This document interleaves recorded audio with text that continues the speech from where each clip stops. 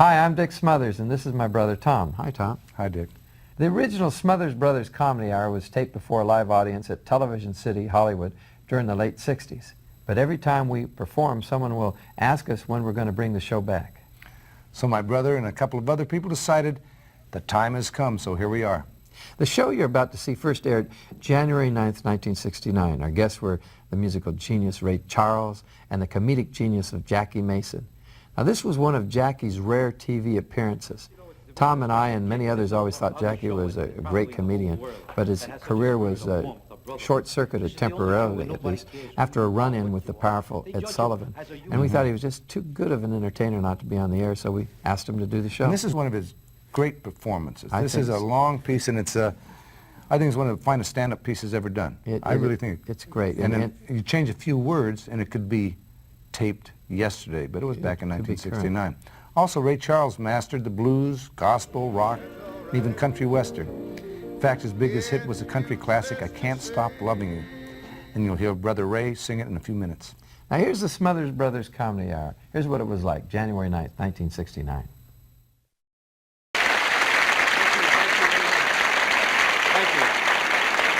Thank you. Thank you. It's not necessary. Please. Please, it's not necessary. Please, please. That's all, huh? You know, to me, it's a special kick. There's no other show probably in the whole world that has such a spirit of warmth, of brotherhood. This is the only show where nobody cares who you are, what you are. They judge you as a human being, not by your religion. Am I right, mister? As a man who's not too intelligent to voice, what would you say? Because this is the spirit of brotherhood that we hope would pervade our whole society. Because it makes no difference what a person is. Like, here's a man, I don't know what he is. I don't care what he is. It's none of my business. I don't like this man. But I don't judge a man by his religion. I don't even judge him by his color, because that's nobody's business. Like, here's a man, I don't know what he is either. I don't know what you are. But I'm not better than him. I'm not better than him. I'm better than this guy. Nobody is better than anybody else. That's the essence of democracy. Do you understand what I'm talking about, mister? I asked you 3 questions. Don't you know anything?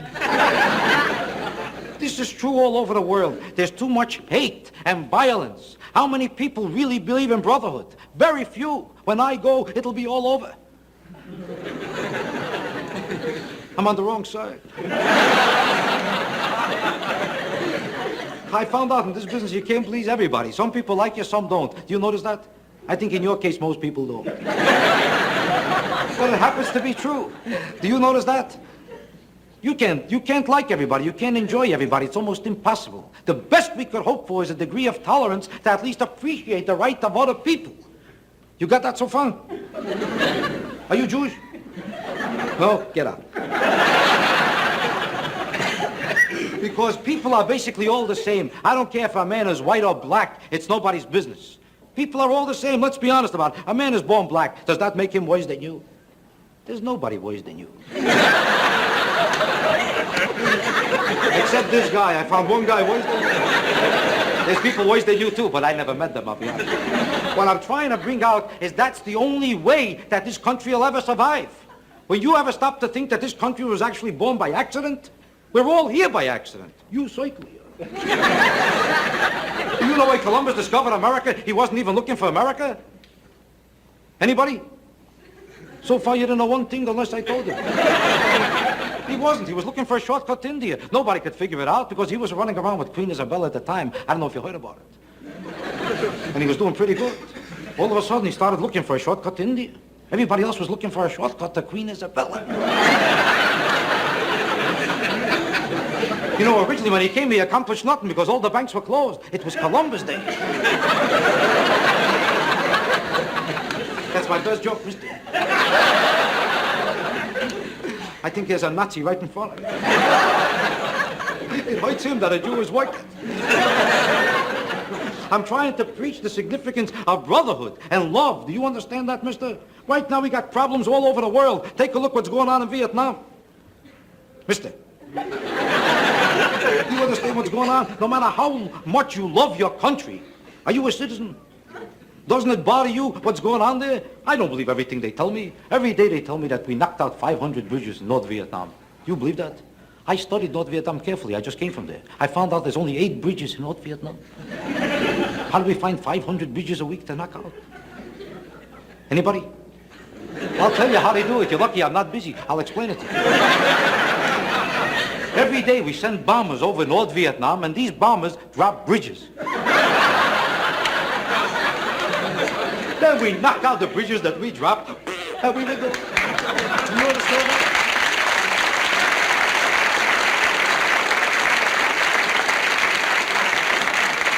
Well, thank the Lord. About time you applauded something.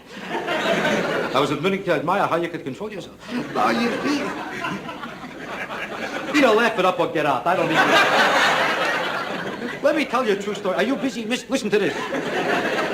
You're not too thrilled about these jokes at all, huh? Why don't you sit with him? We'll keep all this clips on. I'm trying to bring out something to you. Like right now, we should rededicate ourselves to our country. We ought to thank the Lord for the fact that we even live here.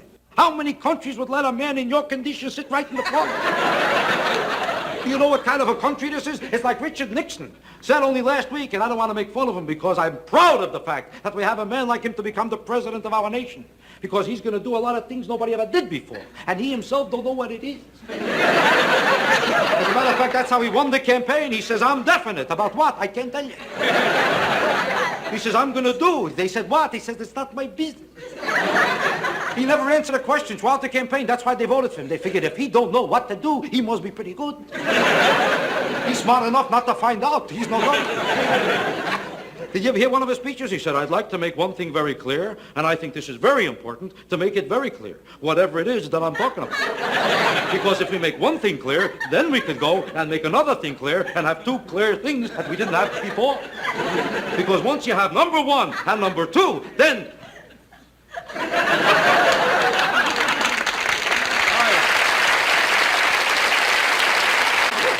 Help out, so get out. I don't mean to pick on you. I only pick on you for one reason. I don't like you.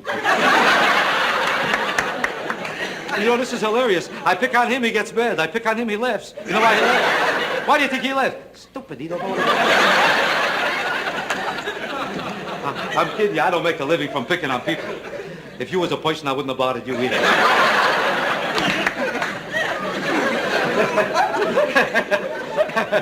I just told myself a better joke than I told you. Don't get the wrong impression. I don't want to mix in politics because this is none of my business. I'm here to express the tributes of this country in terms of the brotherhood and love that this nation enjoys. And the only thing that will make this nation endure. I say let's forget differences. Let's get together once and for all and get the Germans. That's the only way. Not that the Germans are bad people, but if you're Jewish, Because I feel brotherhood here more than any place else. Like here's a black man sitting right in front of me. Look how I can tell. I know my business. You want me to tell you the truth? You're as good as this guy anytime. And I'm not too crazy about this guy. That's right, because we're all here by accident, and we didn't pick out the color we were born. Did somebody call you up before you were born and say, Mister, what color do you want? It's an accident of birth. If somebody asked you for a color before you were born, the chances are you never would have picked white. I'll bet you would have picked pink. That's right, then what would you do if you were pink and everybody else was light blue? Where would you go? Everybody would say, you hear about that pink guy? He's moving into the neighborhood. I'll ask you another question, as long as I'm not busy. You see, if it's such a thrill to be born white, I'd like to know this. How is it every time the sun comes out, every white person lays on the floor like a dead horse, desperate to turn brown? Somehow born brown, not so hot, but turn brown. I was just in Miami Beach. They were admiring a guy with a tan there. What a tan! They couldn't get over it. Then they found out he's really colored. Get out!